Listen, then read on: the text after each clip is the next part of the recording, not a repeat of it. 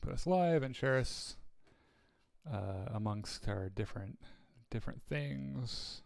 The ones that actually accept us. Yeah. Boop.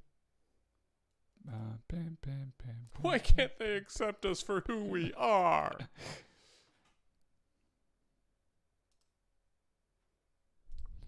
More options. Share a group. So I guess Hawkeye is actually starting in late November, not December. Yeah, they're changing it to avoid Boba Fett, right? Or no, they're doing the 2 episodes. They're dropping 2 episodes at one. The first 2 episodes at once. Okay. To avoid clashing with Boba Fett. Yeah, I think I saw the last episode is like December 22nd or something. Yeah. I'm actually a little excited for that. Yeah, it looks cool. I don't know. Hawkeye gets a bad rap.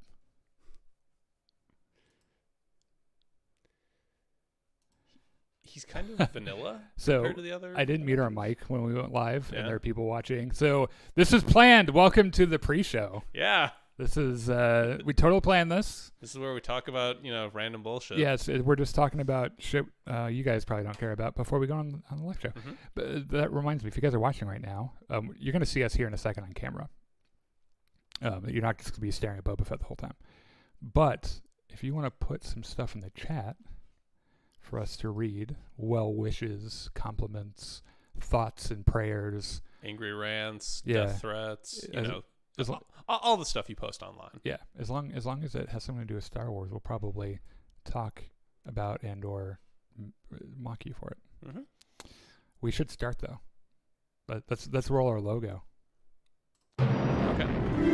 Yeah, I'm already pressed the button. So, there it goes. Yeah, I was going to say we're slightly early. Yep. But... Well, we're a minute early. Oh, well.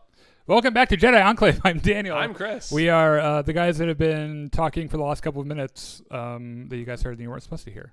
And in a larger sense, we've been talking about Star Wars for over a year at this point. Yeah, actually, I looked at... I was talking to someone about... Because we're doing a Halloween episode next week. Mm-hmm.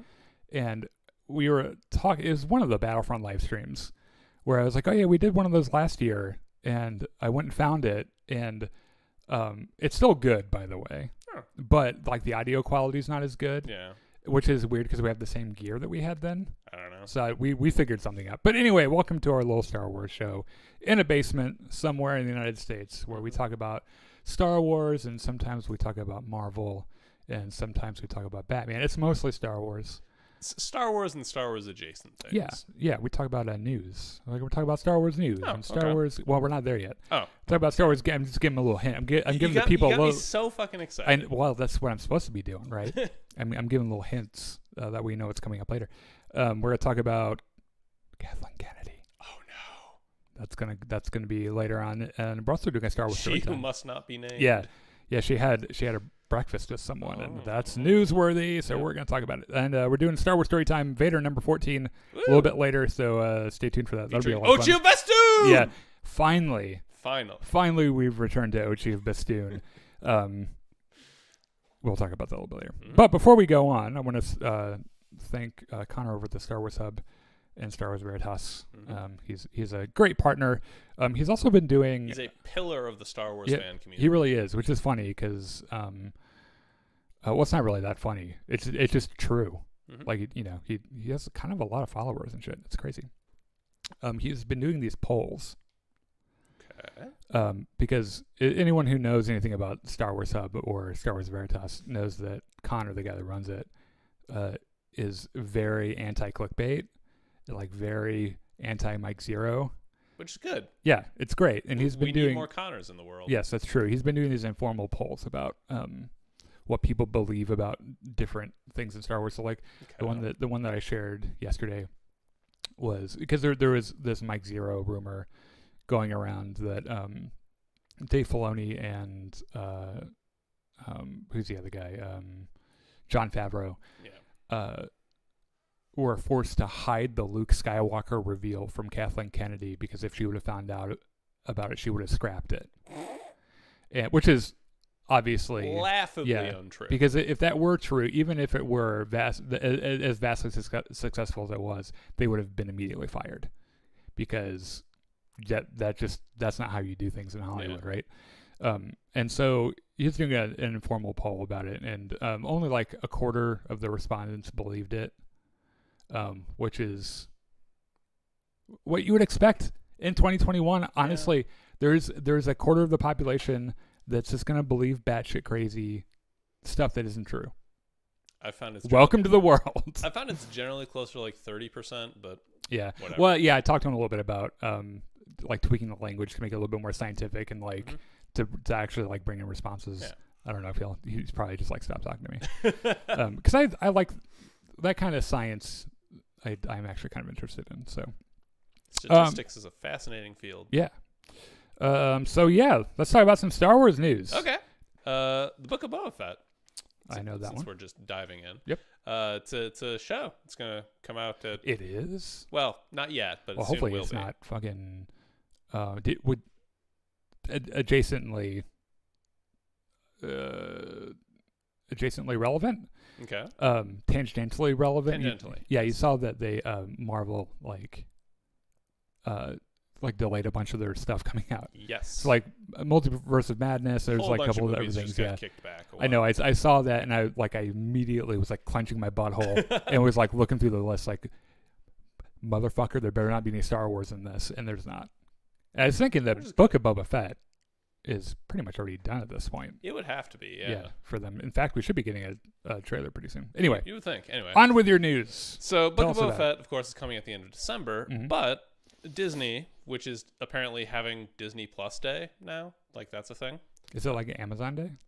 Maybe. Is it free to everyone, or do you have to subscribe for Disney Plus Day? I think they're just like putting a whole bunch of stuff out there and saying, "Hey, Disney Plus, you should come watch our cool stuff, and also give us some money every month." So they're making just releasing content into a special thing. I guess. All right. I don't know. Anyway, that's on November 12th, and apparently, as part of all the various things they're putting out, is a new documentary / special about Boba Fett. Yeah. Because, promotion. Right. And this is pretty fairly typical. They've been doing it for everything else, right? Yeah, but so it's going to be about Boba Fett with behind the scenes footage and talking to Jon Favreau and Dave Filoni and of course Tamura Morrison, the man himself. Yeah, the man, the myth, the legend. Boba fucking Fett. Yep. F is his middle initial. Sure. That's in canon. Does he have a middle name? No, I don't know. I don't fucking know. Anyway. Does anyone know? So, there you go. If you ever wanted to learn more about Boba Fett, you'll soon have your chance. Yeah. These little documentaries they've been doing actually have been pretty interesting so far, because they've done one for every season of Mandalorian. And they did an extra special one for one particular episode. Right. I remember because I was they always break down like how they made it, which now the behind the scenes look on Star Wars stuff is actually really cool because of the method that they use to produce it. Yep, all the entirely new technology they're making up as they go along. Right, and I remember when they released the first documentary about Mando Season 2, I watched it immediately because I wanted to know about Luke Skywalker. Like I wanted to see how they did that. And he wasn't in there. Yeah, it wasn't in there, and it dawned on me that they had shot the documentary before the season finale came out. And so they weren't going to risk at all having that leak. So no one talked. It was not even referenced at all, like a single time in that documentary. Whoever was in charge of keeping that secret, by the way, they did a pretty good job. I think they just locked one guy in a room, and he's the guy that did like all the animations and shit. Because I remember in the documentary, we talked about this a couple weeks ago, they drew up a bunch of concept art with Plo Koon. Yes. Just in case it leaked, so that everyone would think it was Plo Koon. Edited Plo Koon's face. Yeah. And they put him in the script. So like Katie Sackhoff, who played Bo-Katan's like, who the fuck's Plo Koon? And it was really interesting. Like they kept that a secret. Good for them. The House of Mouse does not fuck around when it comes to keeping things secret. They will kill your entire family. Yeah, he will. The Mandalorian is back. Indeed. Comic book are reporting. Comicbook.com are reporting. There you go. Yeah. I'm just going to read this. This isn't my work. I don't give a fuck. Mandalorian is back. It's filming its third season. New set photos suggest it's working on a new location. Jason Ward at MakingStarWars.net, which, by the way, I once saw Jason Ward on Twitter refer to himself as the Holy Trinity. Okay. non-ironically, of Star Wars leaks. That's a little weird. Yep, he's not very pleasant. Shared new photos reportedly from The Mandalorian's third season production. The images show a maze-like outdoor structure made almost entirely of blue screens. It seems The Mandalorian, famous for its use of indoor screens to avoid on-location filming and green screens, is stepping outside and using the older technology for something this season. Now, first of all, that's not why they use the volume, which is that room they're talking about. Yeah. They're using it. It's not to avoid anything. It's just that it's incredibly convenient. Yeah, and especially during COVID when you've all going to be standing 10 miles apart, like Yeah. it kind of makes sense to do it that way. But there are on-location things like the Boba Fett episode. Yeah, we know they shot a bunch of Andor on location. Yeah, and then like the Tython episode of Mandalorian was in like some like on a hill somewhere in California or something. Or Texas, I think it was. No, it was California. Oh, I really? think so. Yeah. Oh, It looks anyway. it looks like Southern California. Yeah. So they're not like, it's not like they're like, oh, I guess we'll try filming outside and see how that goes. Like that's just not how, But I guess there's a leaked photo. Doesn't matter what it is. No, because it's all blue screens. Yeah. Why the fuck are we reporting this, Chris? Why? Tell me. Because I've already closed it. I'm done with it. Because we're sluts for any little bit of Star Wars knowledge. That's true. All right, let's move on. Moving right along. You're in Jedi Fallen Order? Yeah. In fact, I am doing our like fourth playthrough. Every once in a while, it's when Gremlin Squad is like all sick or something. Like when no one can make it, I'll do one because there was an update to improve it for the new console, which I have. Not gonna brag, but and then they added some different stuff, like including a Journey Plus mode. Oh, cool. So I've been playing that. Nice. Well, as anyone who understands, capitalism might anticipate, there's a sequel in the works. Mm-hmm. Which we knew for a long time. Yeah, nothing has been formally announced, but of course there's a sequel in the works. Yeah. The first one sold incredibly well. Which was a surprise to everyone at the time because it's not a multiplayer game. Yes. It wasn't like Battlefront. It was like a story-driven single-player game. So the studio that made it, Respawn, just recently put out a job listing for a senior writer for something in their Star Wars division.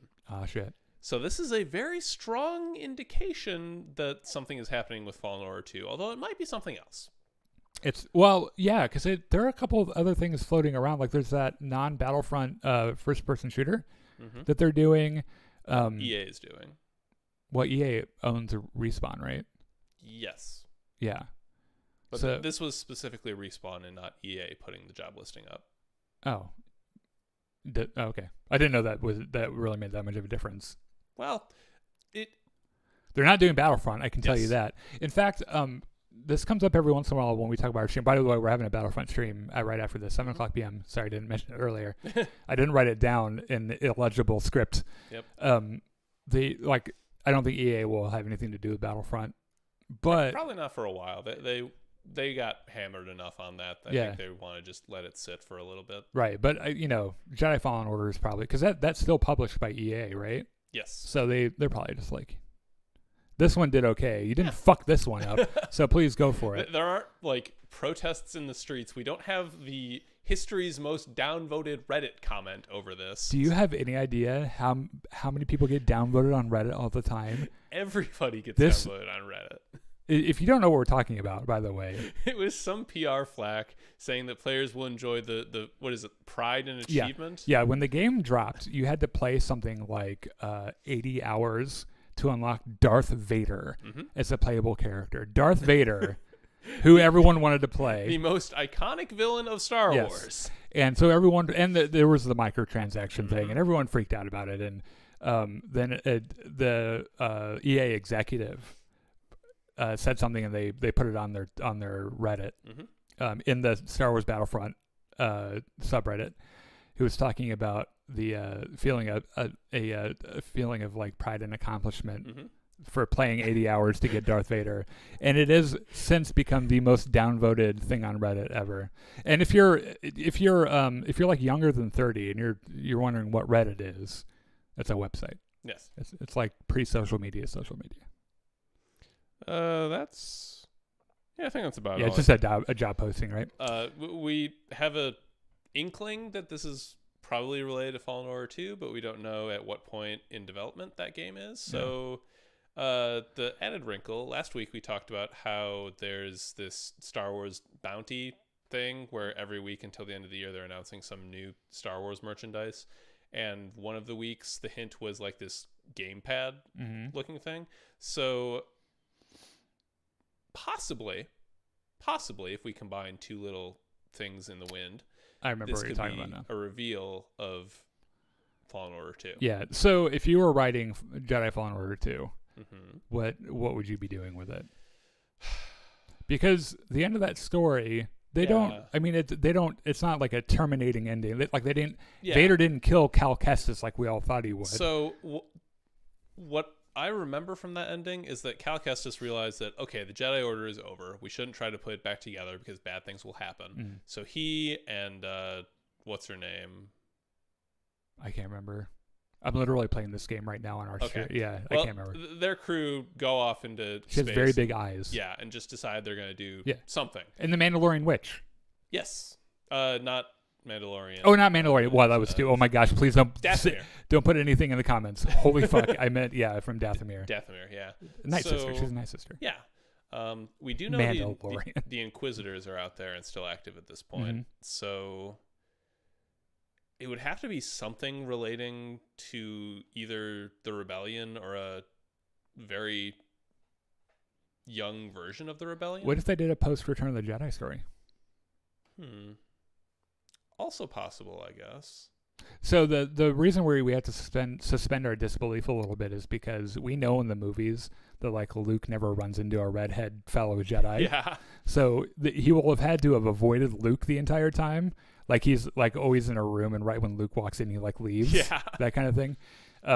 So yeah. Seer, I think that's her name. Yeah. The disgraced Jedi Master. Yes. And then Griez the pilot, who yeah. Oh my god, I hate him so much. And in fact, every time I play this game and you get caught by those fucking bounty hunters because he has a gambling problem, when I played this on the Grandmaster, like the hardest setting, that was the worst part of the game for me. I hated it. Fuck you, Griez. So you like tabletop games, right? Yeah, they're pretty cool. Well, Polygon saying that Asmodee's Edge Studio gets the nod from Disney and Lucasfilm to create a new Star Wars tabletop role-playing game is on its way. And there you go. So longtime Star Wars fans may be wondering why this is news, because there have been roughly a metric fuck ton of Star Wars RPGs made over the years.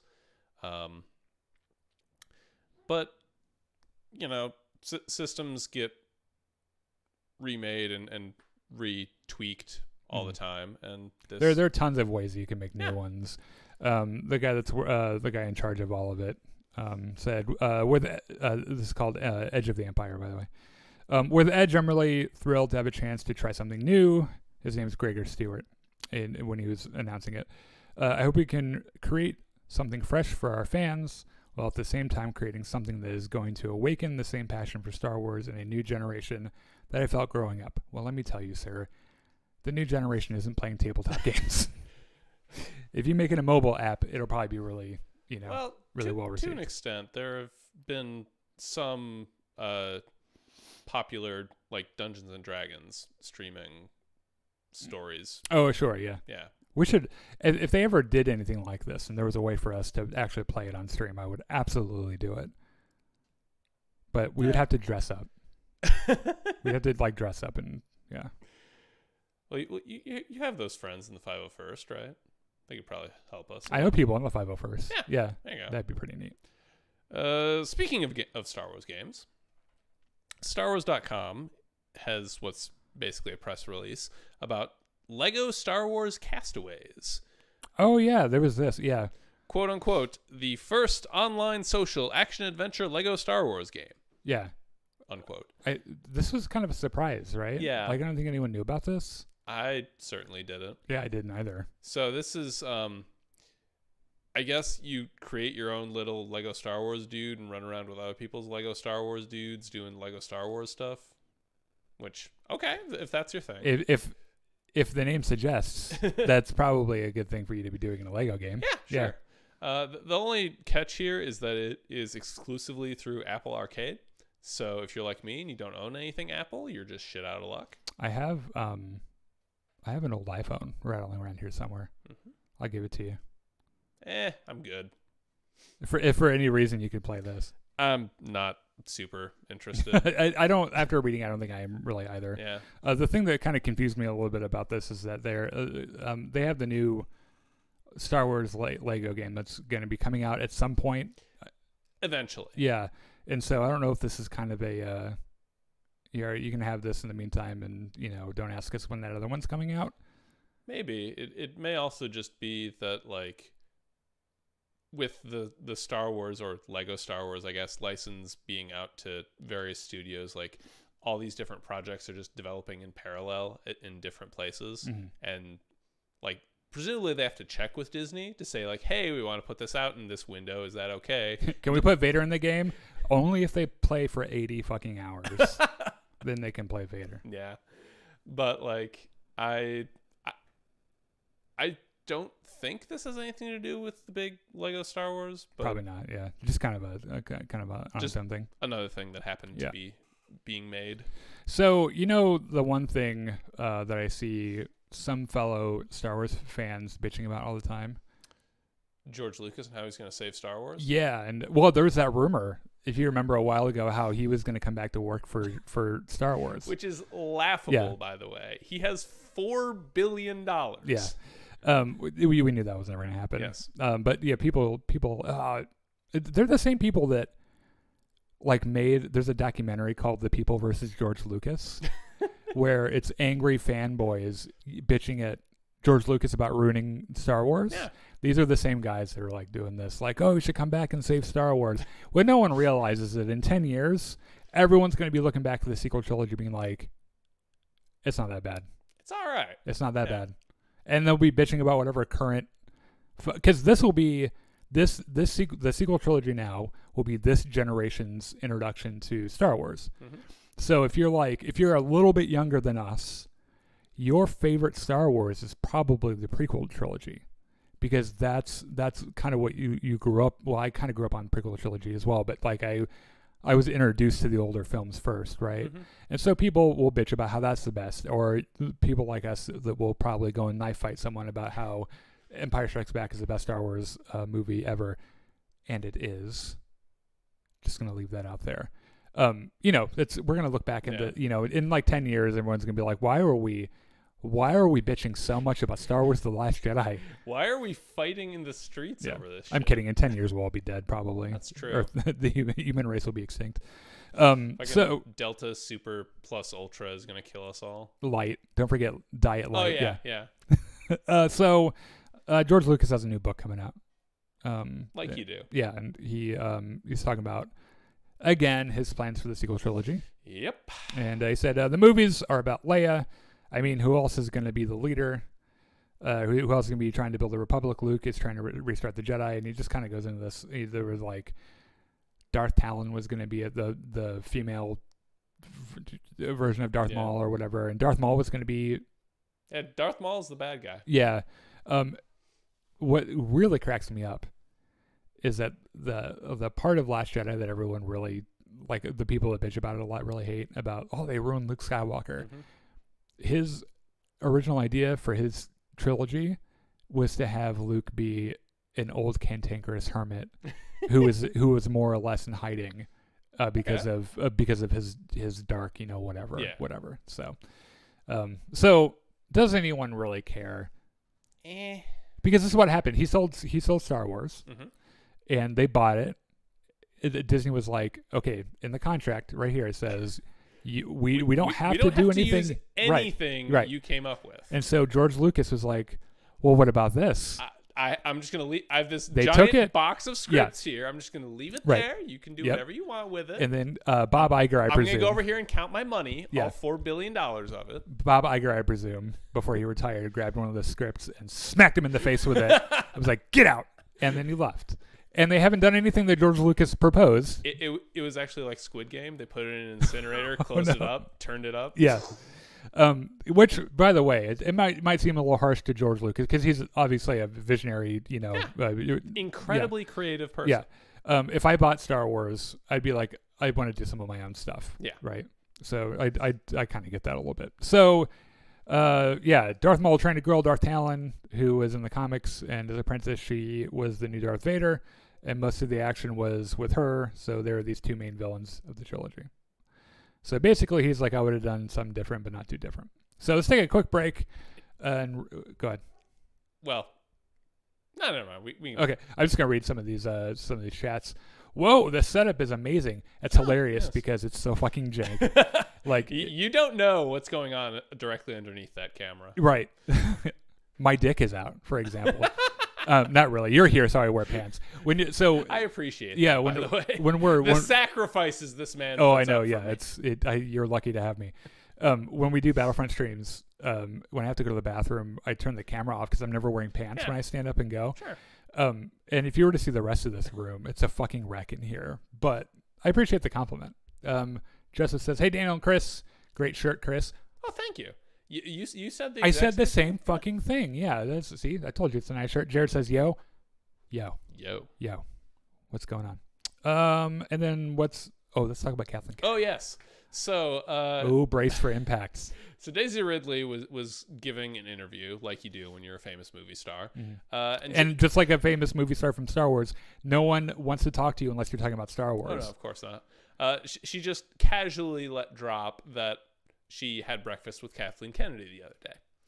Which, by the way, the second she did it, Kathleen texted her, was like, do you have any idea? You cannot tell anyone about what have you done? You are uninvited from everything. Someone go check up on Mike Zero. Make sure he's okay. So, yes, business in Hollywood sometimes gets done over breakfast or lunch or dinner or whatever. It's also possible that they're just friends and they just had breakfast because they're friends. Yeah, they might. I mean, I know for a lot of, maybe even some of the people watching this, I know the idea of someone liking Kathleen Kennedy is so fucking alien to you, but she does have friends. George Lucas is one of her best friends in the entire world, so. This doesn't necessarily mean that Rey is going to be in whatever the next Star Wars thing is. Yeah. Which we don't even know what the next Star Wars thing is anyway. It's true, yeah. So this could be the very beginnings of Rian Johnson's trilogy where Rey is the grizzled old Jedi master and leading the new her nephew turned to the dark side. Yeah. And there's another Death Star for some reason. Yeah, maybe she's going to be the Justice Star. The Justice Star, yes. Maybe Daisy Ridley does some voice acting for something Star Wars. Yeah. I don't know, but... Well, so the thing about Rian Johnson's trilogy is that it's apparently still happening. Mm-hmm. They haven't said it's not, and all the other stuff they've said it's not. Like the stuff that was supposed to happen, they're like, no, we're not doing that. Yeah. So I'm not really sure what the thing is there, but it was never supposed to be another sequel thing anyway. It's supposed to be a different thing. And I'm telling you, I'm just going to throw this in here. I think that Rian Johnson should do an entire sequel trilogy under a different name. And then release it. Ryan Schmonson? Yeah, and then when they release it when everyone kind of likes it. Be like, surprise, bitches! Motherfuckers, it was Rian Johnson all along. It was Ryan all along. So, I don't know why I always feel the need to defend him. Other than Last Jedi. Because Last Jedi is a good movie. Yeah, also, it is a good movie. Also, all the other non-Star Wars stuff he did, which a lot of people don't realize, he actually has a pretty good storied career before Star Wars. He directed my favorite fucking episode of Breaking Bad. And he did... I can't think of him now because I'm on the spot. But there are other things that he did. Knives Out. Have you seen Knives Out? I have not. It's his... it's the American fucking Poirot, pretty much. Daniel Craig plays this southern Poirot who solves a murder. And it's so good. He wrote and directed it. It's so good. They're doing a second one. I'll put that on that flash drive I sent you home last week with Squid Game. Yeah. It is really... sorry.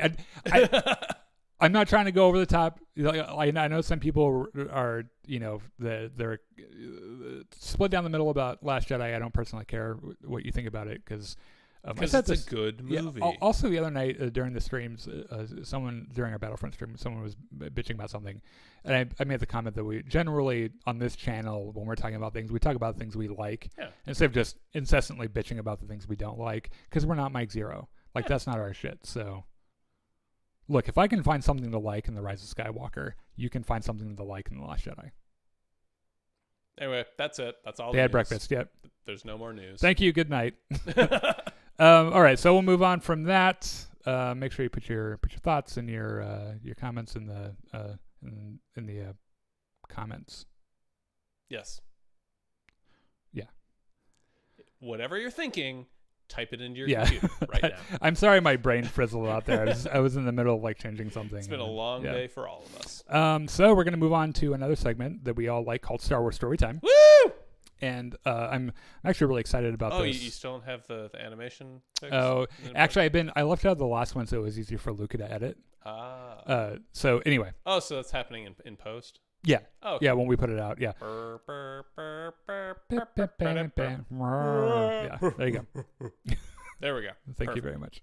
What was I talking about? Oh, yeah, so we were talking about last week how there are a bunch of recaps, so we couldn't do Star Wars Storytime. And then we kind of went off on this what if tangent a little bit. And as a result, I'm like 3 months behind on all of the new Star Wars stuff. So we're doing Star Wars Storytime. It's going to be a lot of fun. We're doing The Blade Behind the Curtain, which is Darth Vader number 14. And real quick shout out to Star Wars Comics Story on YouTube. Go follow him. All the images you're seeing are belong to him. And our friend. That's a reference. Yeah.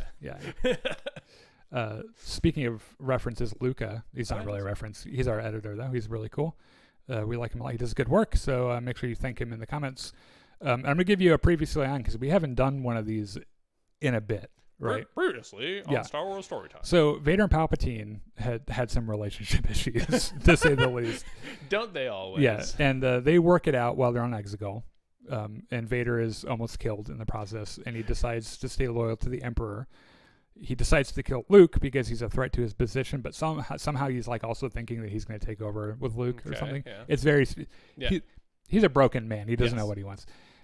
So there's a shadowy, dark-hooded group led by Sly Moore, who, if you don't know who Sly Moore is, it's okay. She's in episode 3. She looks kind of like a penis, like a purple penis. She's like... So she looks like an eggplant emoji. A little bit, but blue. You just said she was purple. Purple blue? Okay. It probably more blue, like powder blue, periwinkle blue. Anyway, so it's like episode 3. She's like on the dais with like Masamada and shit, and she's like one of Palpatine's henchmen. Mm-hmm. She's leading this group of shadowy, dark-hooded people who are trying to kill Vader. Okay. That no one, Palpatine doesn't know about it. Fucking Vader doesn't know about it, and like they really think they're going to succeed. And then Crimson Dawn, the Crimson Dawn Syndicate, is making a power grab in the galaxy, led by Han Solo's old flame, Kira. Oh. Now you might remember Crimson Dawn from Solo, a Star Wars story, or a Solo Star Wars story. Emilia Clarke plays Kira. She's from Game of Thrones. She's back. She's back, baby, and she's doing galaxy stuff. She never left. Yeah. She's not really in this at all, but it's worth mentioning. Okay. So anyway, someone hired IG-88 to kill Vader. Did not work. As you might expect. And now he and Ochi of Bastoon are searching for clues to figure out why the fuck someone hired IG-88 to kill Vader. So it's like bad cop, worse cop. Yeah. Yes. That's perfect. So now let's rewind a little bit in that mess I just created to right before the IG-88 incident. Okay. We're on a Star Destroyer. A couple of Imperials are hauling all of Vader's spare parts from his like Exegol fight, like the super battle droid arm. Yep. Like they've got it on a cart. And the one guy's like, I heard he was just walking around with this fucking super battle droid arm, just punching people right and left. That's pretty badass. Yeah, and the other Imperial's like, yeah, it's real fucking cool. And a few feet away, Palpatine and Sly Moore are talking, and Palpatine's like, hey, Vader's been perfectly restored, and isn't that awesome? And Sly Moore, who was ordered by Palpatine to try to kill Vader, was like, I failed. I'm sorry. You asked me to kill him, but as soon as he got that fucking super battle droid arm, it was over. Yeah. There was no chance. And Palpatine's like, yeah, I didn't actually expect you to get very far with that. That's a part of my grand scheme. And then he just like leaves. Something complete. Yeah, he like just shuffles away. He like does a Batman retreat where like she turns and he's just not there. Yeah. So Masamata shows up. He's the horny guy, the horns and and he's like, "Hey, Slimore, where are you going?" She's like, "Well, I'm going back to the palace to do my high level job, bureaucracy stuff. That I really enjoy." And definitely not killing Darth yeah. Vader. And then Masamata's like, "Nope, you're being demoted to this grunt job. So good job killing Vader, you fucking scrub. Get out of here." And he like kicks her off into like a little office somewhere. Little desk job. Yeah. So now she's in like this bureaucratic hellscape where like these aides are like buzzing around and they need her permission to like do every single thing. And she's just trying to file her TPS reports. Yeah. And the one guy's like, "The Tabana gas report from Bestman had bad punctuation, permission to redraft." And she's like, "Fine. Just go." And it's like, "Someone's eating all the paper clips. So should we order more?" And she's like, What? Fine. Do we use paper clips in Star Wars? Crimson Dawn is setting up this auction. Something to do with delivering Skywalker. We should probably send intelligence. Right? Hang on. What was that? Something about Star Wars? Skywalker? She's not listening. She says fine. And another guy's like, Jabba put out a hit on a bounty hunter because he ran off with a bounty, something against Skywalker. And then she goes, "Did you say Skywalker?" And so Sly gets up and leaves, and all the aides are like, "But really, what do we do about the paper clips? Because we don't know." And so she goes, she runs off to the secret room with, there are like some droids, and there's like a computer terminal that she has pulled up all of the plans and the specifications for Vader's armor, his suit, right? Yeah. And she's like studying it. She's like taking notes and shit. And she's like looking down at things. She's like, "Okay, so we should shut off this way." And then Masamata like just kind of appears out of nowhere. And he's like, "What the fuck are you doing here?" Yeah. You're supposed to be doing menial work in the bureaucratic hellscape that is the Empire. Definitely not taking notes on all of the mechanical weaknesses of Darth Vader. Yeah. She's like, "I just wanted to make sure Vader was actually restored correctly because I'm concerned about him." And Masamata's like, "Uh-huh." So you're going to try to do some sneaky shit, aren't you? She's like, "Oh, yes." Yeah. She's like, "Well, that's what the Sith do. They destroy the weak and they do sneaky shit." And he's like, "You're not a Sith. We're I'm not Sith. We're not Sith. We're the Sith's little playthings. You need to learn your fucking place." And she's like, "Well, not with that fucking attitude. Now, get the fuck out of here and don't remember any of it." And he leaves. And I'm reading it like, did she just fucking mind trick him? Because he is like, "Okay," and just like walks off. That's weird. Sly Moore is a little force sensitive. Interesting. Well, yeah, just take it out and put it in your little, Just put it in your pocket. Yep.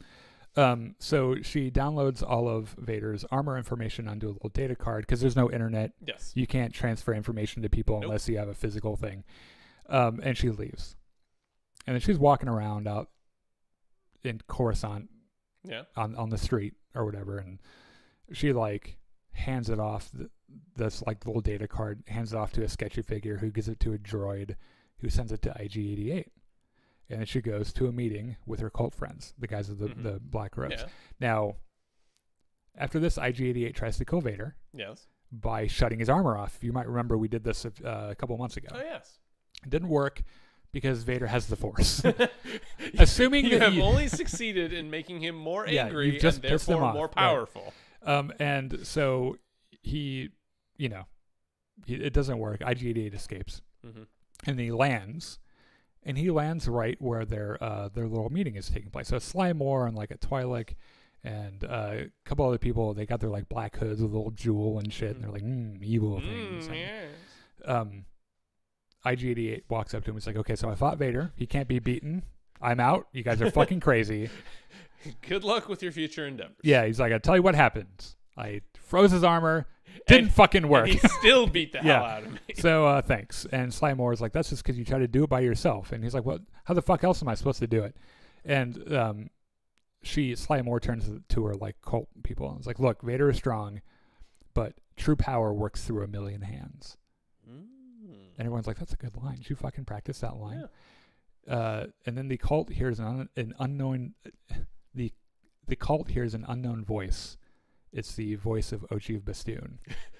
And he says, "That's a fair point, but consider this. He only needs fucking 2 hands." And Vader jumps out of nowhere. Fucking lightsaber in hand, immediately cuts IG-88 in half. He's like, He's Fuck like, that guy. I've been waiting to do that for a very long time. The cult members scatter. Everyone scatters. And they're like, run for the building over there. And it's the fuzz, cheese it. Yeah, one of them's like, you fucking moron. We're dead already. Like, we might as well accept what's happening here. Because one of them knows. So they're all running to the building, and there's like a door open, and they try to get through it, but it's slammed shut right before they get to it, and they turn around, and Vader's just like fucking standing there, right? Mm-hmm. And Slamore takes out the little remote and freezes Vader's armor. And it's going to be like a million hands, like what I said before. Yeah. And so they all start shooting at him. But Vader recovers from the armor freeze like almost immediately because like he's worked it out. He has the force. And then starts killing all of them, just like you do. Like you do when you're Darth Vader. But he leaves Slimore, and she's over like furiously clicking the remote, like why isn't it working? And Ochi's like, you fucking dumbass. IG-88 already tried this, and do you really think it would work on Vader again? He like smacks it out of her hand. He's like, stop that. Stop it. And Sly's like, okay, look, you could kill me very easily, obviously. However, hear me out. Let me make you a counteroffer. You and I both know that the only person that can defeat you is Luke Skywalker. And Vader stares at her and is like, go on. And she's like, I think I can help you find him. His BFF is Han Solo. He's frozen in carbonite. Mm-hmm. It's only a matter of time before Luke finds him to save him. Okay. So if you find Solo, you find Luke. And here's the bonus. The Emperor doesn't know I know any of this. So it's just me. I won't tell him. First off, this is a really bad assumption to have because if anything is in the Empire, Palpatine knows about it. That's true. So Ochi is like, so you literally tried to kill Vader already. Like, why should we trust you? And she's like, well, this is kind of what's fucked up about this. Is if I bring you to Luke Skywalker, he might still kill you. And I'd be fine with that. It would all work out. And Ochi's like, you sneaky bitch. That's a really good point. So, a little bit of a time skip. Okay. And we're coming up on an event that is the crux of all these different comic series intertwining. Okay. Over this one event. And so we're on the Crimson Dawn flagship. Okay. And Kira's in charge, and they're having an auction. And they are selling the frozen block of carbonite that has Han Solo in it. And Boku the Hutt, Boku the Hutt's there, Jabba's there, an Imperial delegation with Sly Moore is there. Is Boku the one with abs? Yes. Okay. I can't remember. I try not to think about Hutt's abs too much. So there are Imperials there. The Pike gang is there. Mm-hmm. Fucking Dr. Afra's there. Mm-hmm. Everyone gets this invitation. Just everybody. Yeah, everyone gets this invitation like, hey, I got this special party just for you. And everyone shows up. And it's like, everyone's looking around like, we've all double-crossed each other so many times. So many people are going to die here. And so they start the bidding for Han Solo, which, by the way, in another comic, Kira's like, I fucking hate this guy. Who wants to buy him? Like, that's pretty much her response. Yeah. Which, I mean, fair. Yeah. They did not part on the best of terms. Yeah. And so the bidding heats up between Boku the Hutt and Jabba. They're like, in a bidding war. And the thing gets over like 1 million credits. Mm-hmm. And Sly Moore is like, what the fuck? Why is Boku bidding against me? He serves Vader. Like, he's supposed to be helping us out. And Ochi of Bastoon is holding a fucking champagne flute. Having that time of his life, just watching everybody. He's got his helmet on. I don't know how the fuck he's drinking his champagne, but he's holding literally a flute of champagne. He's just standing there. I feel like Ochi of Bastoon is just always having the best time. Well, now that he's like buddies with Vader, his life is great, right? So he's like sitting there with his he's like twirling his champagne flute a little bit. Yeah, it's exquisite vintage. And he's like, you dumbass, Boku's doing a scheme. Like, he's exposing your weakness to the Emperor and shit. And if all you schemers could unite, you'd actually be dangerous. And well, you can't because you're all busy trying to backstab each other. And then he says, now tell me, why would Vader ever allow that? And then somewhere on a different part of the ship, the fucking Imperial shuttle lands. Mm-hmm. And the guards surround it. And they're like, hey, we're not expecting another fucking... The Imperials are already here. Yeah. Stop there. And then they're all killed. No weapons. They're just all killed. Yeah. Vader fucking strides off the Imperial shuttle with some Death Troopers and a lightsaber, and he's going toward this party where literally everyone of note is there, and none of them can fight him. There will be no survivors. Yeah. So this series will continue in a bunch of different ways because, like I said, this auction over Han Solo is weaved into the War of the Bounty Hunters comic. It's weaved into the Marvel Star Wars run. Yeah, this is the stupid thing about comics where they have these gigantic crossover events where you need to buy like every issue from 5 different lines to understand what's actually happening. But thanks to Star Wars Comics Story, I don't have to buy any of them. I can just watch them on YouTube, which you should do. Go and check them out. All right, let's go on to our next segment, A Galaxy Further Away. I should have a theme for this. Probably. We named it. I think we named it. I don't know where the fuck Galaxy Further Away came from. If you're watching this, sing us a little tune, and then that'll be our... Sing us a song. You're the piano man. So this is where we talk about some things we're interested in that aren't necessarily Star Wars, that we're just kind of keeping our eye on and are vaguely interesting. Can I talk about how you bullied me into watching Squid Game? Oh, sure, yeah. I went first last week. You go first this week. Okay. So the last time we did this, you handed me a flash drive and said, watch Squid Game. Yeah. Like you it was in order. you all but held a gun to my head and said, go home and watch this. And it is incredibly difficult to watch. Like, it is genuinely unpleasant. There's very few characters that I genuinely feel sympathetic for. That's by the way, that's on purpose. I'm sure it is. Yeah.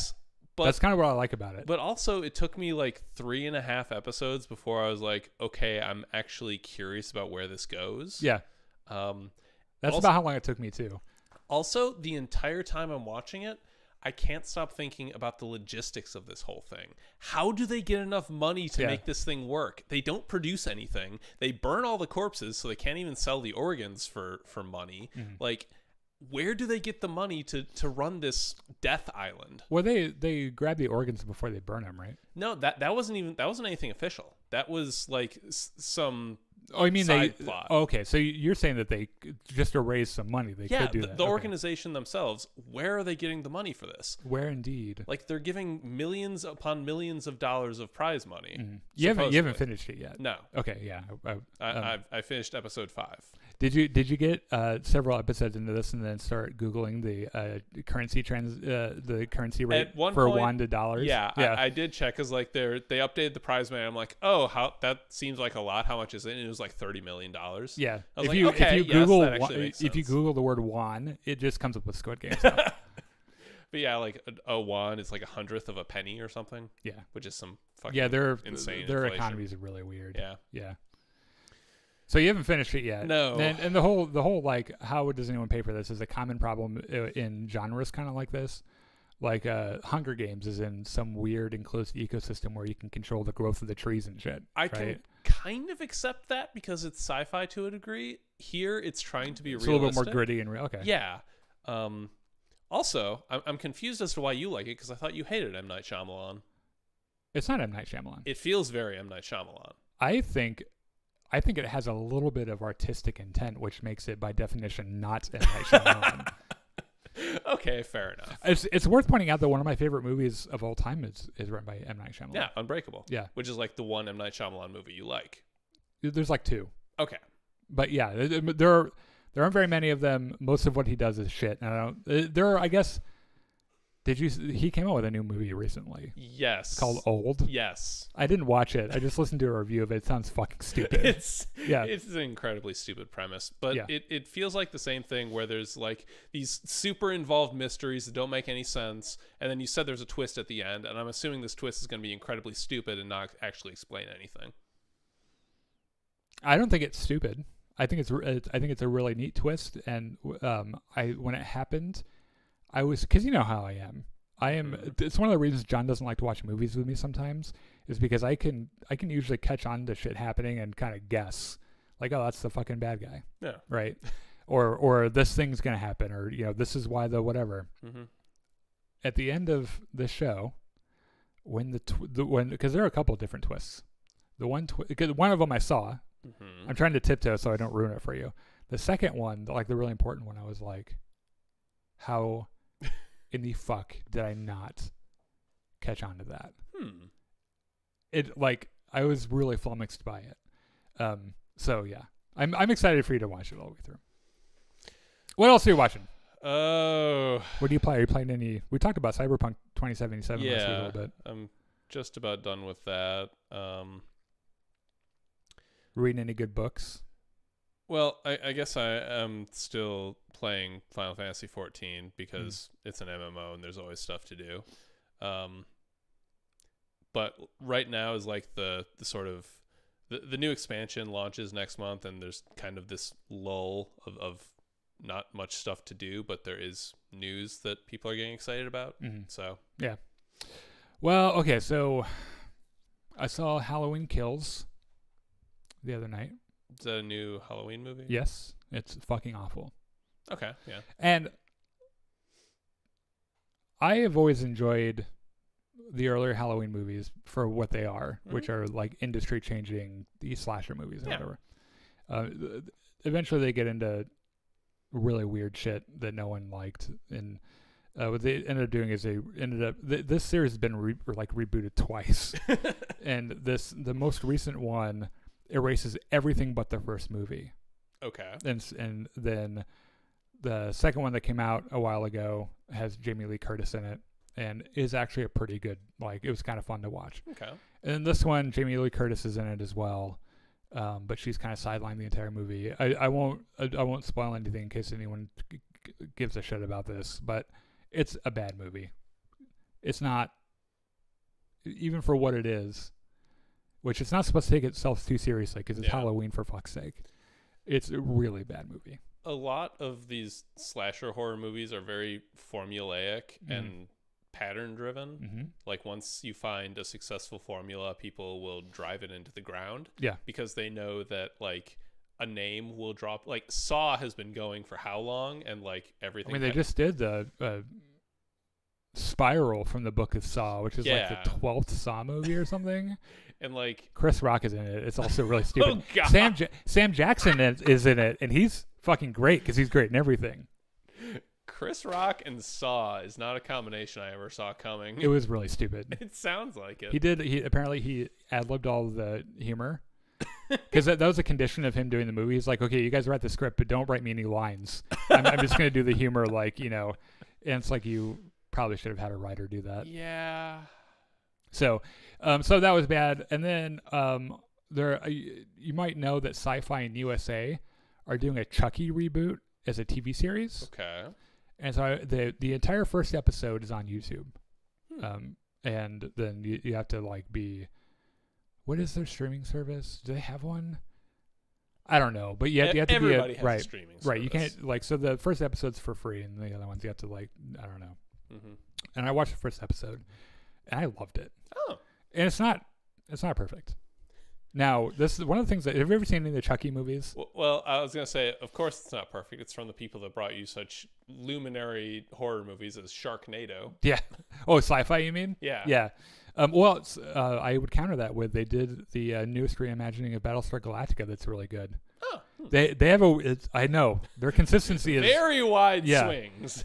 But it's a sequel to everything. So the cool thing about Chucky is that it's never taken itself seriously. It's always kind of goofy, a little bit humorous. Which is what you need to do if you're making slasher horror. Right, especially when it's about a possessed doll that is able to kill people like 400 times his size. Have you ever watched any of the Leprechaun movies? Oh, hell yeah. I think the only one I remember is Leprechaun in Space. Yeah, and you know what? Those, while ridiculous, are still kind of charming. Because they don't take themselves seriously. So this one is quite a bit in the future in the continuity. The character is a gay 15-year-old boy. Okay. Which, let me tell you, as a teenager who was interested in horror movies, I would have really loved to see a gay 15-year-old boy when I was in high school as a main character of something. Because you know, and they don't, because you might know that it's like okay in Hollywood for like a lesbian kiss, right? So like in Rise of Skywalker, they put a lesbian kiss in because straight men are less likely to be offended by that. So the fact that they didn't, which by the lesbian representation and stuff is fine. Like, that's not what I'm saying. It's, you know, it's at least something is happening, right? But the fact that they just went all the way and they're like, nope, gay 15-year-old boy as a main character, and he's good. The actor is good. Like he does a good job. Yeah. It's. I'm gonna probably watch the second episode tonight after we're done here. And so far I've been enjoying it. Some of it's a hot mess. I don't give a fuck. It's just kind of fun. And then I feel like I was reading something, wasn't I? You mean besides Red Harvest? We're gonna talk about Red Harvest next. Oh, but by the way, we have a Halloween show next week. Oh yeah. 6:00 p.m. Central. We're gonna do a scary story, and we're gonna talk about some scary moments in Star Wars, and so that'll be a lot of fun. Anyway, that's the end of our show, ladies and gentlemen. Mm-hmm. We're actually ending on time for once. We are indeed. Right after this, just in a few minutes, we're going to be doing Battlefront 2 with Gremlin Squad. So we hope that you join us there. And as always, we love you guys.